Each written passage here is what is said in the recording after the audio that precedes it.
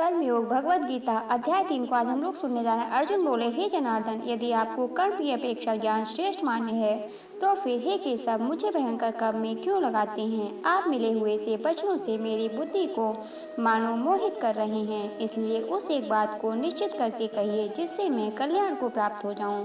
श्री भगवान बोले, हे निष्पाप, इस लोक में 2 प्रकार की निष्ठा मेरे द्वारा पहले कही गई है। उनमें से सांख्य योगियों की निष्ठा तो ज्ञान योग से और योगियों की निष्ठा कर्म योग से होती है।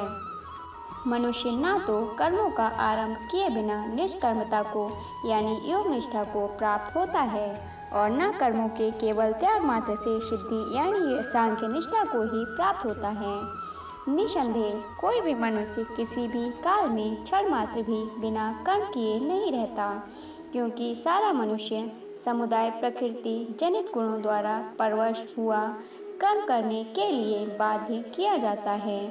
जो मूढ़ बुद्धि मनुष्य समस्त इंद्रियों को हठपूर्वक ऊपर से रोककर मन से उन इंद्रियों के विषयों का चिंतन करता रहता है, वह मिथ्याचारी अर्थात दंभी कहा जाता है। किंतु हे अर्जुन, जो पुरुष मन से इंद्रियों को बस में करके अनासक्त हुआ समस्त इंद्रियों द्वारा कर्मयोग का आचरण करता है, वही श्रेष्ठ है। तू शास्त्र विहित कर्तव्य कर्म कर, क्योंकि कर्म न करने की अपेक्षा कर्म करना श्रेष्ठ है तथा कर्म न करने से तेरा शरीर निर्वाह भी नहीं सिद्ध होगा। यज्ञ के निमित्त वाले कर्मों से अतिरिक्त दूसरे कर्मों में लगा हुआ ही यह मनुष्य समुदाय कर्मों से बंधता है। इसलिए हे अर्जुन, तू आसक्ति से रहित होकर उस यज्ञ के निमित्त ही भली भांति कर्तव्य कर्म कर। प्रजापति ब्रह्मा ने कल्प के आदि में यज्ञ सहित प्रजाओं को रचकर उनसे कहा कि तुम लोग इस यज्ञ द्वारा वृद्धि को प्राप्त हो और यह यज्ञ तुम लोगों को इच्छित भोग प्रदान करने वाला हो। तुम लोग इस यज्ञ द्वारा देवताओं को उन्नत करो और वे देवता तुम लोगों को उन्नत करें। इस प्रकार निस्वार्थ भाव से एक दूसरे को उन्नत करते हुए तुम लोग परम कल्याण को प्राप्त हो जाओगे। यज्ञ द्वारा बढ़ाए हुए देवता तुम लोगों को बिना मांगे ही इच्छित भोग निश्चय ही देते रहेंगे। इस प्रकार उन देवताओं द्वारा दिए हुए भोगों को जो पुरुष उनको बिना दिए स्वयं भोगता है, वह बचे हुए अन्न को खाने वाले श्रेष्ठ पुरुष सब पापों से मुक्त हो जाते हैं। और जो पापी लोग अपना शरीर पोषण करने के लिए ही अन्न पकाते हैं, वे तो पाप को ही खाते हैं। संपूर्ण प्राणी अन्न से उत्पन्न होते हैं। अन्न की उत्पत्ति वृष्टि से होती है, वृष्टि यज्ञ से होती है और यज्ञ विहित कर्मों से उत्पन्न होने वाला है। कर्म समुदाय को तू वेद से उत्पन्न और वेद को अविनाशी परमात्मा से उत्पन्न हुआ जान। इससे सिद्ध होता है कि सर्वव्यापी परम अक्षर परमात्मा सदा ही यज्ञ में प्रतिष्ठित है। हे पार्थ, जो पुरुष इस लोक में इस प्रकार परंपरा से प्रचलित सृष्टि चक्र के अनुरूप नहीं बरतता अर्थात अपने कर्तव्य का पालन नहीं करता, वह इंद्रियों द्वारा भोगों में रमण करने वाला पापायु पुरुष व्यर्थ ही जीता है। परंतु जो मनुष्य आत्मा में ही रमण करने वाला और आत्मा में ही तृप्त तथा आत्मा में ही संतुष्ट हो, उसके लिए कोई कर्तव्य नहीं है। उस महापुरुष का इस विश्व में ना तो कर्म करने से कोई प्रयोजन रहता है और ना कर्मों के न करने से ही कोई प्रयोजन रहता है तथा संपूर्ण प्राणियों में भी इसका किंचन मात्र भी स्वार्थ का संबंध नहीं रहता। इसलिए तू निरंतर आसक्ति से रहित होकर सदा कर्तव्य कर्म को भली भांति करता रहे, क्योंकि आसक्ति से रहित होकर कर्म करता हुआ मनुष्य परमात्मा को प्राप्त हो जाता है। जनकादि ज्ञानी जन भी आसक्ति रहित कर्म द्वारा ही परम सिद्धि को प्राप्त हुए थे। इसलिए तथा लोक संग्रह को देखते हुए भी तू कर्म करने के ही योग्य है, अर्थात तुझे कर्म करना ही उचित है। श्रेष्ठ पुरुष जो जो आचरण करता है, अन्य पुरुष भी वैसा वैसा ही आचरण करते हैं। वह जो कुछ प्रमाण कर देता है, समस्त मनुष्य समुदाय उसी के अनुसार बरतने लग जाता है। हे अर्जुन, मुझे इन तीनों लोकों में ना तो कुछ कर्तव्य है और ना कोई भी प्राप्त करने योग्य वस्तु अप्राप्त है। तो भी मैं कर्म में ही बरतता हूँ, क्योंकि हे पार्थ, यदि कदाचित मैं सावधान होकर कर्मों में न बरतूं तो बड़ी हानि हो जाए, क्योंकि मनुष्य सब प्रकार से मेरे ही मार्ग का अनुसरण करते हैं।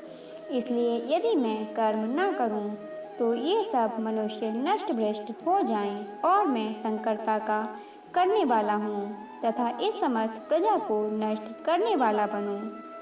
हे भारत, कर्म में आसक्त हुए अज्ञानी जन जिस प्रकार कर्म करते हैं, आसक्ति रहित विद्वान भी लोक संग्रह करना चाहता हुआ उसी प्रकार कर्म करे। परमात्मा के स्वरूप में अटल स्थित हुए ज्ञानी पुरुष को चाहिए कि वह शास्त्र विहित कर्मों में आसक्ति वाले अज्ञानियों की बुद्धि में भ्रम अर्थात कर्मों में अश्रद्धा उत्पन्न न करे, किंतु स्वयं शास्त्र विहित समस्त कर्म भली भांति करता हुआ उनसे भी वैसे ही करवाए। वास्तव में संपूर्ण कर्म सब प्रकार से प्रकृति के गुणों द्वारा किए जाते हैं। जो भी जिसका अंतःकरण अहंकार से मोहित हो रहा है, ऐसा अज्ञानी मैं करता हूँ ऐसा मानता हूँ। परंतु हे महाबाहु, गुण विभाग और कर्म विभाग के तत्व को जानने वाला ज्ञान योगी संपूर्ण गुण ही गुणों में बरत रहे हैं, ऐसा समझकर उनमें आसक्त नहीं होता। प्रकृति के गुण अत्यंत मोहित हुए मनुष्य गुणों में और कर्मों में आसक्त रहते हैं। उन पूर्णतया न समझने वाले मंदबुद्धि अज्ञानियों को पूर्णतया जानने वाला ज्ञानी विचलित न करे। मुझ अंतर्यामी परमात्मा में लगे हुए चित्त द्वारा संपूर्ण कर्मों को मुझ में अर्पण करके आशा रहित, ममता रहित और संताप रहित होकर युद्ध कर। जो कोई मनुष्य दोष दृष्टि से रहित और श्रद्धा युक्त होकर मेरे इस मत का सदा अनुसरण करते हैं, वे भी संपूर्ण कर्मों से छूट जाते हैं। परंतु जो मनुष्य मुझ में दोषारोपण करते हुए मेरे इस मत के अनुसार नहीं चलते हैं, उन मूर्खों को तू समर्पण संपूर्ण ज्ञानों में मोहित और नष्ट हुए ही समझ।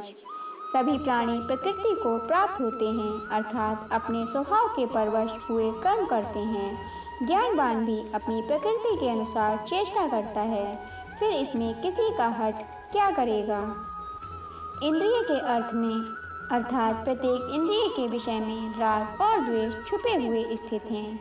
मनुष्य को उन दोनों के वश में नहीं होना चाहिए, क्योंकि वे दोनों ही इसके कल्याण मार्ग में विघ्न करने वाले महान शत्रु हैं। अच्छी प्रकार आचरण में लाए हुए दूसरे के धर्म से गुण रहित भी अपना धर्म अति उत्तम है। अपने धर्म में तो मरना भी कल्याणकारक है और दूसरे का धर्म भय को देने वाला है। अर्जुन बोले, हे कृष्ण, तो फिर यह मनुष्य स्वयं न चाहता हुआ भी बलात् लगाए हुए की भांति किससे प्रेरित होकर पाप का आचरण करता है। श्री भगवान बोले, रजोगुण से उत्पन्न हुआ यह काम ही क्रोध है। यह बहुत खाने वाला अर्थात भोगों से कभी न अघाने वाला और बड़ा पापी है। इसको ही तू इस विषय में बैरी जान। जिस प्रकार धुएं से अग्नि और मैल से दर्पण ढका जाता है तथा जिस प्रकार जेर से घर ढका रहता है, वैसे ही उस काम द्वारा यह ज्ञान ढका रहता है। और हे अर्जुन, इस अग्नि के समान कभी न पूर्ण होने वाले काम रूप ज्ञानियों के नित्य बैरी द्वारा मनुष्य का ज्ञान ढका हुआ है। इंद्रियां, मन और बुद्धि ये सब इसके वास स्थान कहे जाते हैं। यह काम इन मन, बुद्धि और इंद्रियों द्वारा ही ज्ञान को आच्छादित करके जीवात्मा को मोहित करता है। इसलिए हे अर्जुन, तू पहले इंद्रियों को वश में करके इस ज्ञान और विज्ञान का नाश करने वाले महान पापी काम को अवश्य ही बलपूर्वक मार डाल। इंद्रियों को स्थूल शरीर से पर यानी श्रेष्ठ, बलवान और सूक्ष्म कहते हैं। इन इंद्रियों पर मन है, मन से भी पर बुद्धि है और जो बुद्धि से भी अत्यंत पर है वह आत्मा है। इस प्रकार बुद्धि से पर अर्थात सूक्ष्म, बलवान और अत्यंत श्रेष्ठ आत्मा को जानकर और बुद्धि द्वारा मन को वश में करके हे महाबाहु, तू इस काम रूप दुर्जय शत्रु को मार डाल। दोस्तों, भागवत गीता का 3रा अध्याय की कथा आज हमने सुनी। इससे आगे की कथा को सुनने के लिए चैनल को सब्सक्राइब करके बेल आइकन को प्रेस कर लीजिएगा। धन्यवाद दोस्तों।